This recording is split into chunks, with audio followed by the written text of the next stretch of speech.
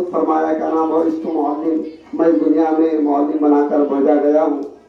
اور اس دنیا کے سب سے پہلے معلم ہمارے نبی پاک صلی اللہ علیہ وسلم ہے، جو علم کا خزانہ ہے ماشاءاللہ، انہی کی بدولت آج ہم جو ہے تو اس دنیا میں چین اور سکون اور کامیابی کے ساتھ جی رہے ہیں ماشاءاللہ۔ استاد کی تعریف بڑے ہی کم الفاظ میں کی ہے بچے نے، کہ ہم بھی بچی کے لیے دعا کرتے ہیں، سبھی بچوں کے لیے کہ پھولے پھلے اور اس دنیا میں اپنے والدین کا نام روشن کرے۔ اب اس کے بعد امی ہانی سید موسیٰ وہ آئے اور اپنے اختتامی کلمہ، اپنے خیالات کا اظہار کرے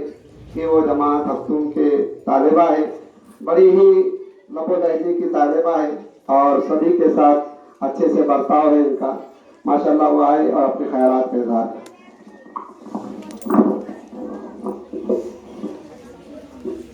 الحمدللہ رب العالمین، تمام تعریف اللہ رب العزت کے لیے جو تمام جہاں کو پالنے والا ہے، اور درود و سلام اس ذات پر جس کے صدقے میں سارے جہاں کو بنایا۔ صدر مدرس صاحب اور تمام اساتذہ اکرام اور میرے ہم سفر ساتھیوں، السلام علیکم ورحمۃ اللہ وبرکاتہ۔ یہ دنیا آزمائش جہاں ہے، جہاں انسان کی زندگی میں کہیں خوشیاں ہیں خوشیاں تو کہیں غم ہی غم، جہاں انسان آتے ہیں تو کہیں جاتے ہیں تو کہیں ملتے ہیں تو کہیں جدا ہوتے۔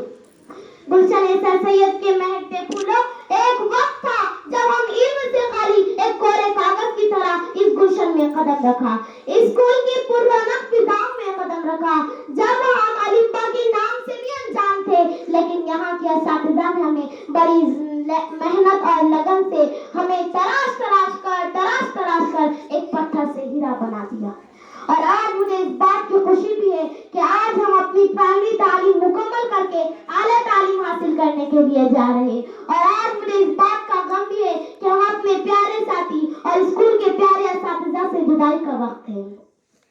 لیکن ہم جہاں کہیں بھی رہیں گے اپنے اساتذہ عظیم سر، ایاز سر، طلحہ سر، مظہر سر، جاوید سر اور مولانا مدثر کو نہیں بھولیں گے، یہ ہمیشہ ہماری یادوں اور دعاؤں میں رہیں گے۔ اور بس میرے آخر میں یہی دعا ہے کہ اللہ تعالیٰ ہمارا اسکول ہمیشہ بلندیوں پر رہے اور دن دگنی ترقی کرے اور یہاں سے شمعیں روشن ہوتی رہے۔ بس اتنا کہہ کر میں اپنی بات ایک شعر پر مکمل کرنا چاہتی ہوں۔ علم انسان کی اوقات